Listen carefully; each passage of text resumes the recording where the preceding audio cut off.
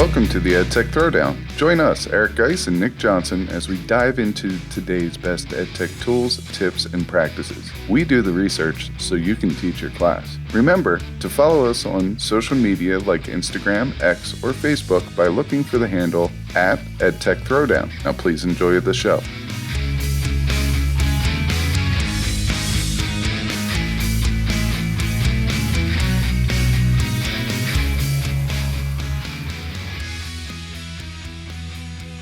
Welcome to the EdTech Throwdown. This is episode 204 called EdTech Wrapped. In this episode, we'll talk about our version of Spotify Wrapped to take a look back at our EdTech year in review. This is another episode you don't want to miss. Check it out.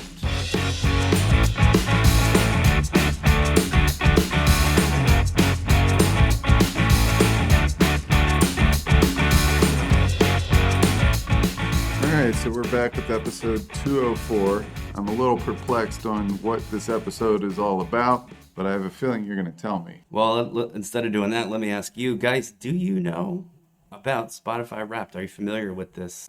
I don't know if it's a viral trend. It's been going on for a few years now, but are you familiar with this term? I am not, unless you're talking like a rap playlist. I have no clue what you mean. I'm an Amazon Music guy myself. I used to be an Apple Music guy, and then I switched to Amazon Music. But Spotify seems to be all the rage. I think I used that right. I'm not 100% sure, but tell me what Spotify Wrapped is, because I have a feeling that it is not a rap playlist.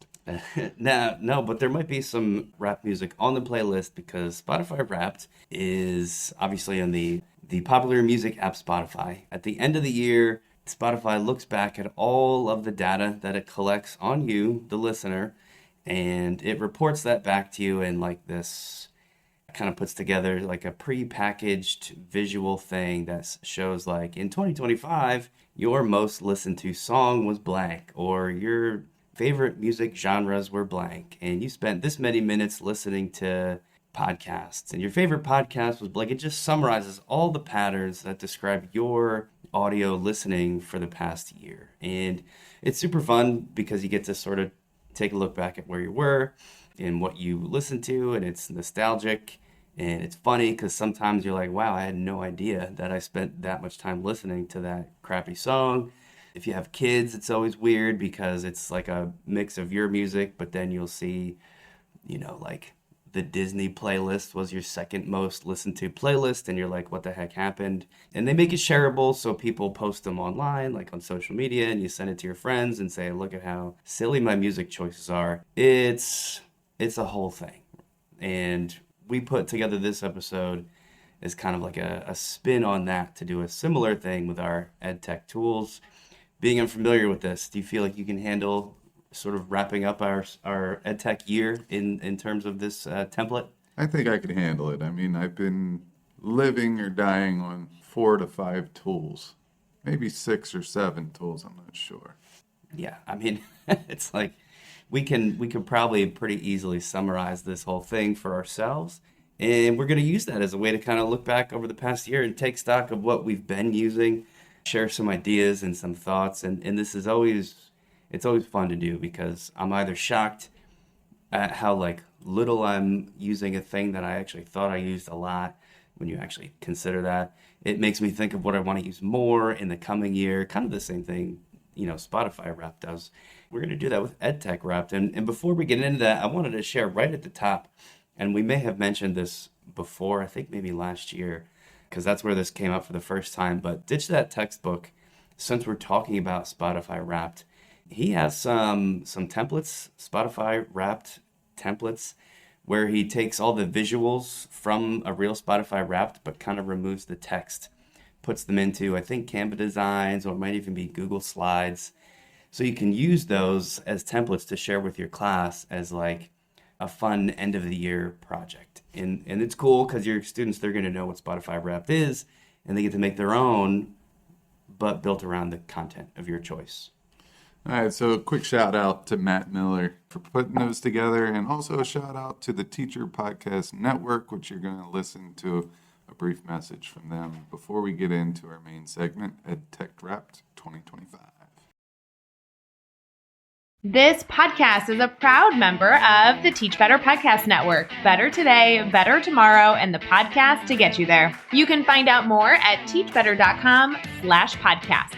Now let's get back to the episode.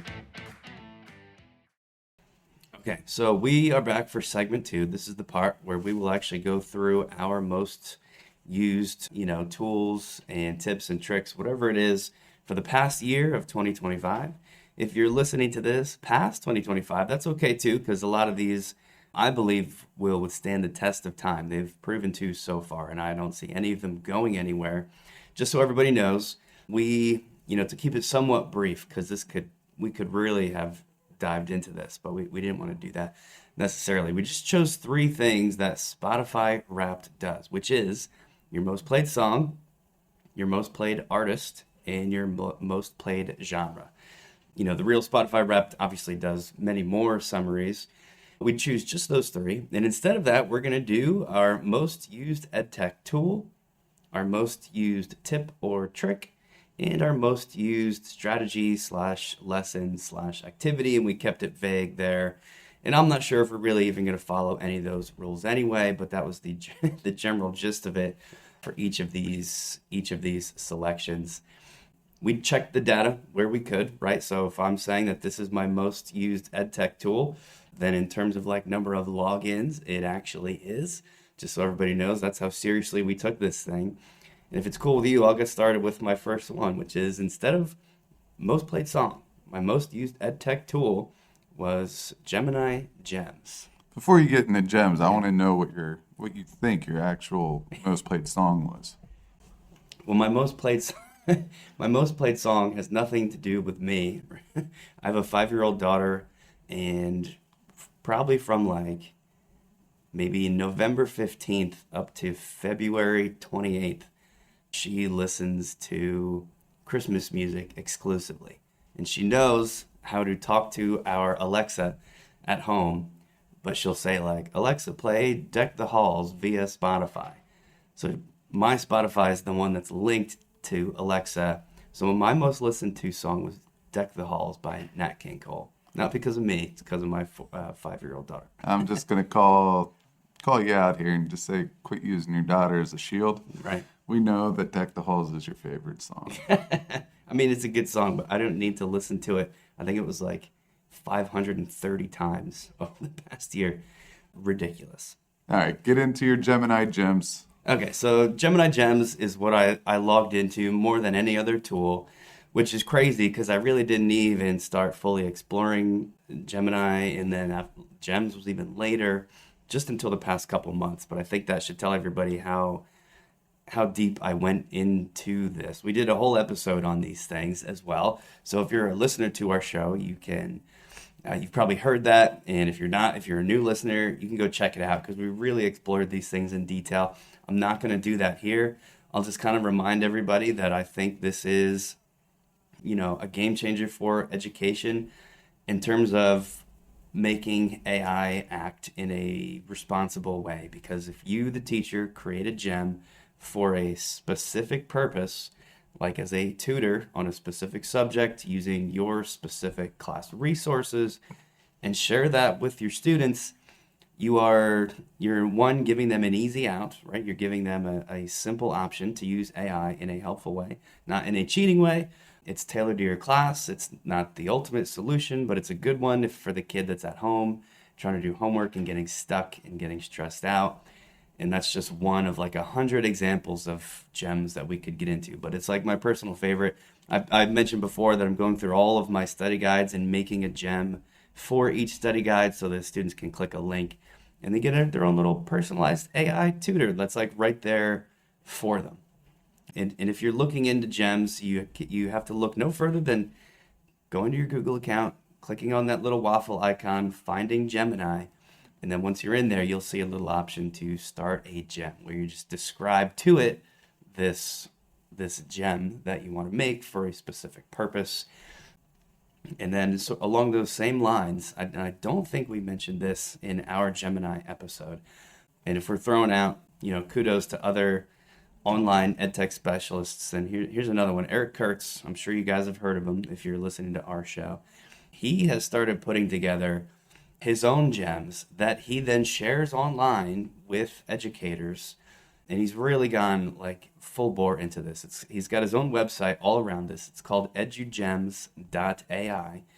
And the whole purpose is he makes a gem. Gems are shareable, by the way. That's what makes it cool, because you could share the link to it with your students. But Eric Kurtz is sharing links to the gems that he has made with the world, with everybody for free. I could see people paying for these things, like selling gems on maybe Teachers Pay Teachers. Eric Kurtz is not doing that. They're all there. So like he's got, just for some examples, he's got one for a 20 questions game gem, an AI debate gem, an emoji definition gem. He's got assessment gems for math, assessment gems for rubrics, accommodations gems, analogies gems. I don't know how this guy cranks out so much work in such a small amount of time, but there's just a ton of them. And if you haven't used gems before, this would be a great place to start. That's edugems.ai, and that is my most used EdTech tool for 2025. Shout out to Eric Kurtz for those EduGems. They are gems in themselves. And shout out to Eric Kurtz for having a solid first name. Oh, yeah. Yeah, we'll just go there. Love the Erics. Yeah, I guess we'll get into mine, and I will tell you that my most played song this year, which happens to be my middle son's walk-up song, was Beautiful Things by Benson Boone. I'm pretty sure it's called Beautiful Things. That's a good song, I have to admit. Yeah. So I'm not hiding behind them. I'm standing there next to Boone. I think he liked Benson Boone because his name was, in there. Oh, yeah. And then he heard that song and he goes, "That's my walk-up song." I said, "Yes, it is." But you don't have to hide behind it, because that's a cool song. That's why I said I'm standing right next to him. Right. I'm loud and proud on Benson Boone. But Deck the Halls is not a cool song I have to hide behind my 5-year-old. If you had to pick a Christmas song, that would make my top 5. Absolutely right. Because you could Agree. change the lyrics, and the elementary kids love changing the lyrics of that song. Yeah, that's true. Something about a principal. I don't know. Okay. I like our principal, so we'll just move on there. All right. Let's see here. So my most played is obviously Canva, but I'm going to take this time to actually introduce some of the newer updates of Canva, because I'm on there using these all the time. And Canva Magic is my new best friend. All right, so it's using AI there, but it allows you to kind of describe what you want in your design, and when you do that, it makes it for you, and it's really, really cool. And going along with those updates, there's a 3D model update. So when you go to Elements, you can type in, "Give me a 3D model of a baseball." And it's going to do that. And when it plops that 3D model onto your canvas, there's going to be a little icon in the middle of it where you can click it and rotate it. So if I wanted a baseball, I wanted the seams of a baseball to go horizontal instead of vertical, I could rotate that ball and then use that in my design, which is super cool. They also have a new one called Roller Style, and I don't know if you saw that in the upper right-hand corner. Usually there's a paint roller, which allows you, if you have a certain text that you put an effect to, say you did the outline effect.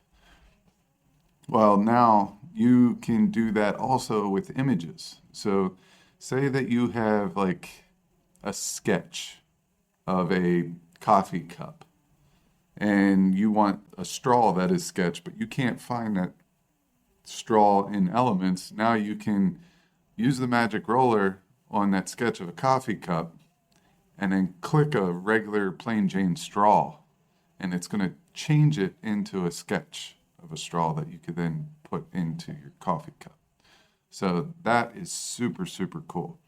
They also have the ability for you to type into a text box now, both within the design and Elements portions of your designs, which I absolutely love, because if instead of scrolling down through all the things that are found in Elements, you can just say, "I need a photo of this showing this with no background." And then it's going to give you options on that. So I really like that. And then you could also, it's their version of Ask Alexa, but now you can ask AI something, about your design. So if you have a design for a poster and you want to ask for improvements, you could hit the Ask AI button, say, give me improvements on this design, and it's going to come up with a couple of different choices that you could select from of changes that you can make, which is also awesome.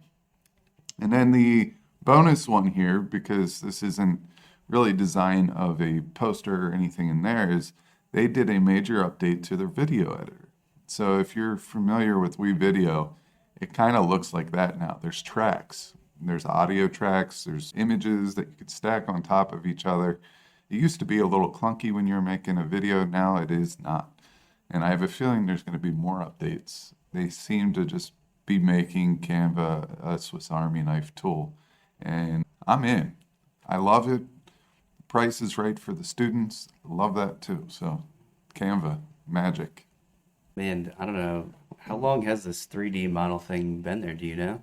I think it's been like 8 weeks. Okay, because I missed that, and I've been looking at it now. I typed in 3D model of an atom, and it pulled up a bunch of like that typical atom we all think of that doesn't really describe atoms, but it did bring up a bunch of other science ones and chemistry ones. Right now I'm looking at a 3D model of the solid structure of ice. So it's showing all these water molecules attached together with hydrogen bonds. And I'm spinning it, I'm looking at it, I'm zooming in, I can see the hexagonal spaces in between the molecules. This is crazy. Because I've been trying to use, PowerPoint has these. It has 3D models that you can put in, and it's basically the same as Canva. But the problem with PowerPoint is our school doesn't use it. I can't really share a PowerPoint with students. When I switch it to Google Slides, the 3D model, the ability to rotate it goes away. Did not know Canva has these. This is awesome. And now I'm almost I'm too distracted exploring 3D models to continue with the episode, but I'm gonna have to persevere. But that's very, very cool, and everybody should check that one out. And funny, my one for most used EdTech tip or trick is also Canva, and it's another one of their new releases called Canva Emails. This is, again, maybe within the past 8 weeks. Maybe this was part of the rollout where they gave 3D models too. But when you log into Canva now, along the top of the screen, there's all the things that you can make, like presentations, social media, videos, docs, whiteboards, sheets, all the typical stuff. One of the new ones is email. And when you click it, it's going to open up what looks like a normal Canva design, except when you are done with your design, and obviously they have all kinds of great email templates that are designed to be emailed, right? So the proportions fit and make sense, and they're not going to get all, shrunk down or zoomed in a strange way. When you're done with it, and you click on the share button up top, you can direct to Gmail. There's just like a Gmail button that emails this design out for you. So as people who, like us, who send emails, right, we try to do like a monthly newsletter, and maybe you could do this for your classroom as well. But now using the beautification that Canva allows for that classroom newsletter, as EdTech coaches, we share out information all the time. We do a monthly EdTech coach newsletter for the staff members at our school. That is now happening with Canva emails because of how easy it is. I literally pop in there, use one of their Canva templates, edit it for my own liking, click share, click the Gmail button, and then boom, I send it straight to whoever I want from Canva. I never even have to go to my Gmail account. And then the recipients of that, they don't have to click a link to see the design. The design is in the body of the email itself. So it handles all of the HTML coding on the back end for you. So you don't have to be an expert in those things. Canva is obviously continuing to dominate in so many ways here. So there you go, everybody. You got 3D models and Canva emails. Canva emails, solid. I've seen some of your work on that. It makes emails a little bit more refreshing. Yeah. I will say that, and a little bit more engaging. So me, one of the things that I'm doing, I don't want to give up too many of these because we typically do an episode on our like New Year's resolutions and stuff like that, but I have been extremely frustrated for a long, long time because of a physical attribute of mine, and I'm going to work hard on that physical attribute, and it's not to improve it, it's to accept it. I have a big problem. It's called bear paws as hands. Right? I have these big bear paws as hands, and it makes typing. There's no such thing as a home row on a keyboard for me.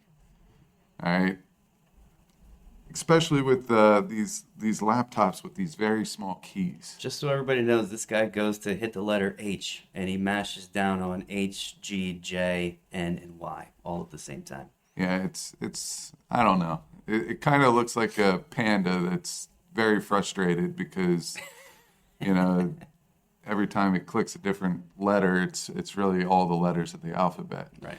So I'm going to learn to embrace it, and I have learned to cope with it over the last couple of months. I've been using Whisper.ai, and it's not the whole word spelled out. It's WHSPR.ai. So it's all the consonants. And what that does is, this is the best one that matches my voice. Everyone knows that I sound like Eeyore. I have this low, bassy voice, right? There's nothing I could do about that. It is what it is.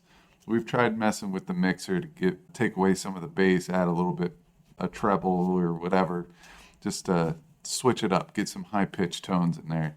As you can see, I broke the mixer. No can do. And that is very problematic when I use voice to text. For some reason, it doesn't do a nice job for me, and that was frustrating for me. I even bought something called like Dragon or something like that, and wore a headset and tried to train it for an hour. It's not working. So lately, I've been trying Whisper, and I have been absolutely amazed by how accurate it is. And I will tell you that I've been very happy. Right now, I'm on the basic free plan, which is 2,000 words a week or a month. I can't remember. I think it's a week. 2,000 words a week on a Mac or Windows. If you're using your phone, it's 1,000 words a week, and then it resets. I don't use it for everything. I use it for prompt writing, basically. Or I'll use it for other things that I want to make sure that I'm getting right, because like you, I use gems all the time, and I hate typing, and I even hate proofreading even more. Not proofreading because I made a spelling mistake, but because a voice-to-text generator can't understand what I'm saying. Hopefully some of you guys out there can understand what I'm saying. But, you know, the Flow Basic works for me. And, you know, once I get over that free, amount, I just start using Google's text-to-voice. And then I'll go back and make a bunch of edits. But I absolutely love Whisper right now. I'm seriously contemplating whether or not to go with the Pro plan, which will give me unlimited voice per week. They have a student discount of 50% off. It's 3 months free and 50% off Pro plan.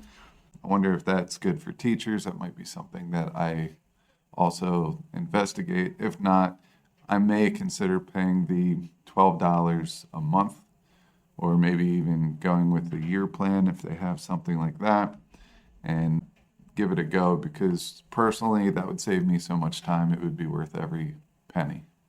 That's cool. You just talk into your laptop, and the laptop's mic picks you up? Yeah, laptop mic. I don't do any. That's the thing that I really like, is the fact that I don't need an extra piece of equipment.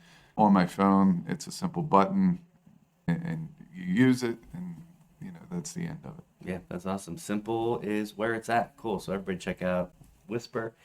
And I'll get into my last one. Instead of most played genre of music, we're going to do most used strategy, lesson, or activity. We kept it kind of vague because of all the overlap that can happen within those.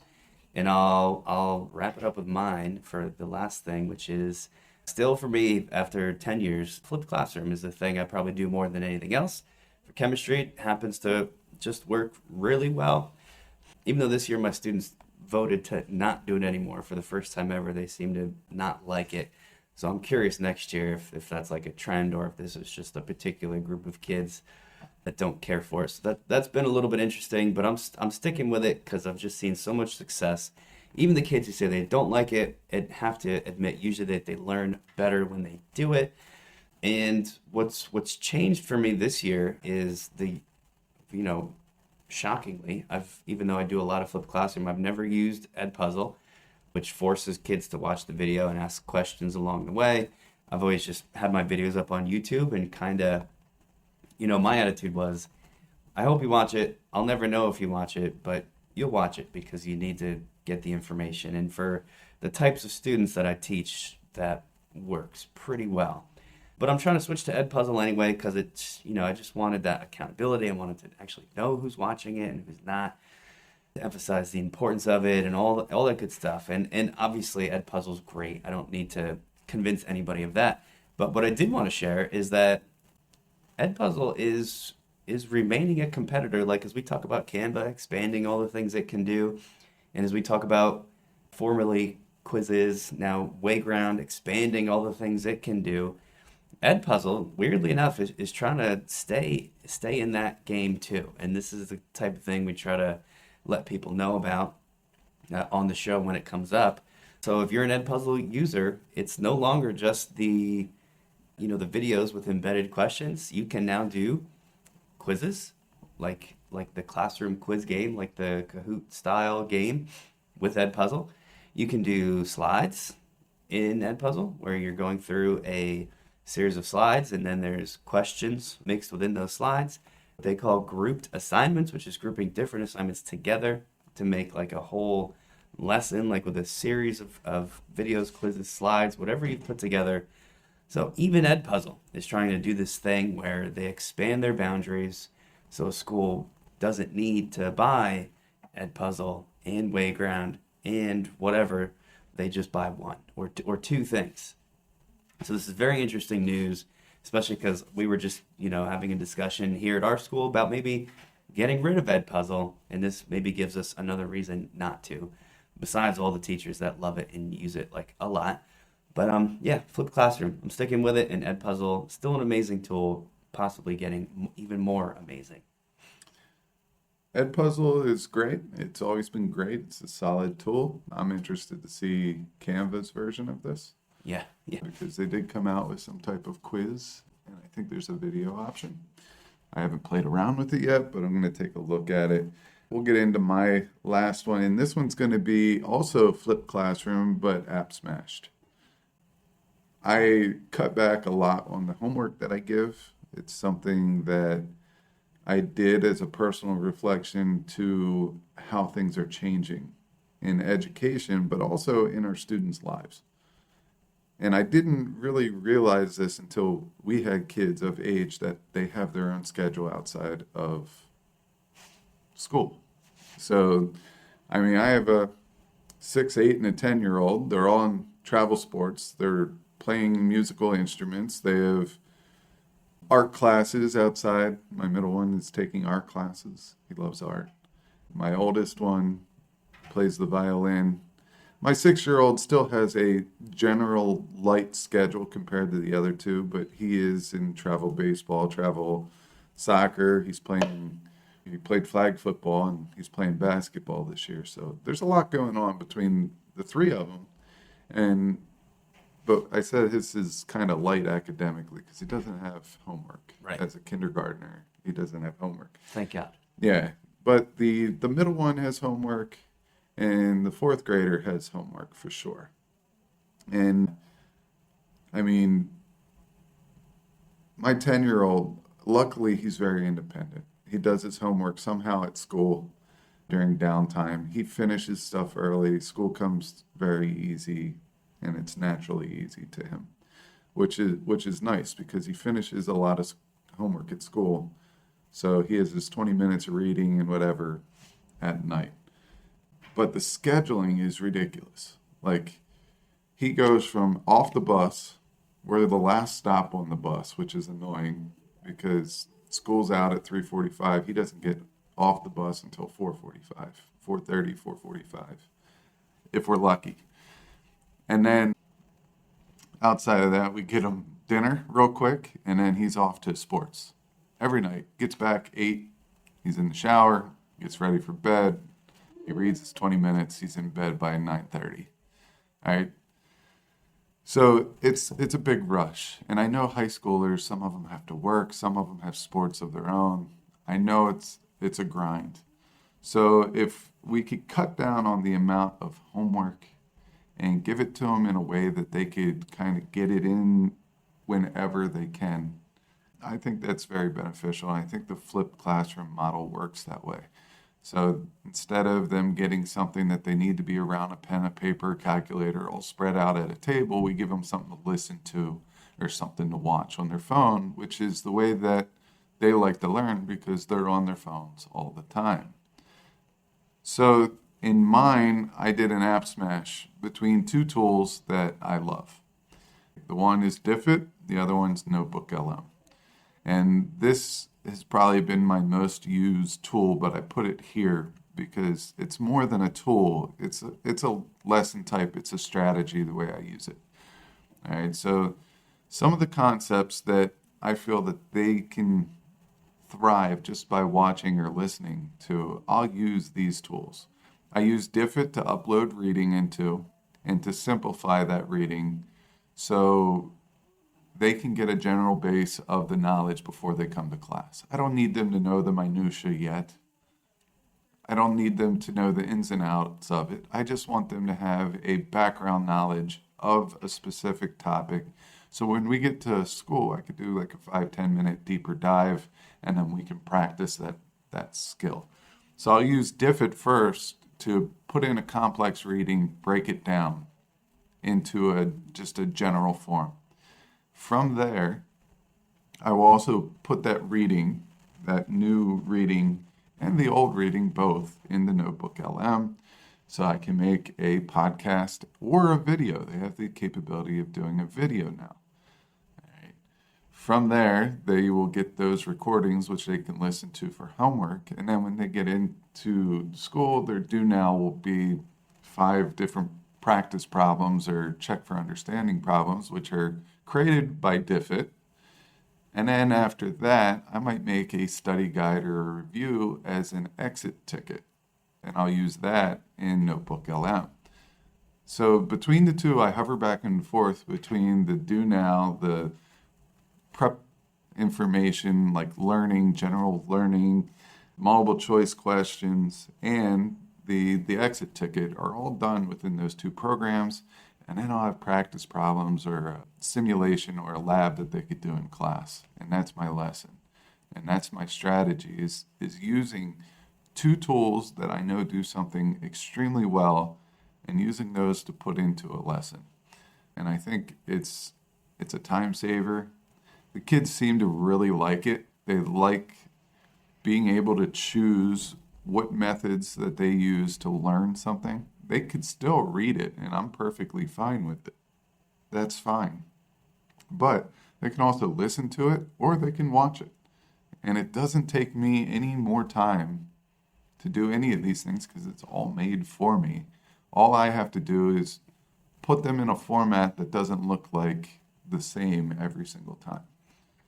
And I mean, you could add to that too. You could make your audio overview, your video overview. You could also have LM make flashcards on that information. You can have LM, there's two new ones that are still in beta, but by the time a lot of you guys listen to this, they might be fully figured out. LM will make a slide deck out of that information. LM will now make an infographic out of that information. So you put in that one resource, you have 4 to 5 different options you can give kids to go through that information. So like literally on any given day, depending what they're doing, how busy they are, where they're at, they can choose those things. Tons of different, built-in differentiation with that. It's just such a smart way to do things. And I like the Diffit app smash on the front end, which makes a whole lot of sense. So that's a good one to close that out with. That is our EdTech Wrapped. That is our most used things from the year of 2025. Stay tuned for our next episode where we will do something similar, but we've got a classic end of year episode where we, yes, summarize the past year, but also look ahead to the new year and talk about things we're excited about. So that'll be coming up within the next couple weeks. As always, everybody, thank you for listening.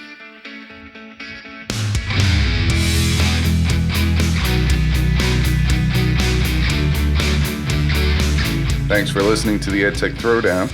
Do us a couple of favors. Subscribe to our podcast on any major podcast catcher such as Apple, Spotify, Amazon Podcasts, and Stitcher. Go over to YouTube, search the EdTech Throwdown, subscribe to the channel. You can connect with us on Twitter, Facebook, and Instagram. The show's handle is EdTech Throwdown. You can connect with Guise at GuiseGotTech, Nick at NickGotTech. You can write us an Apple Podcast review. You can tell your friends about www.edtechthrowdown.com.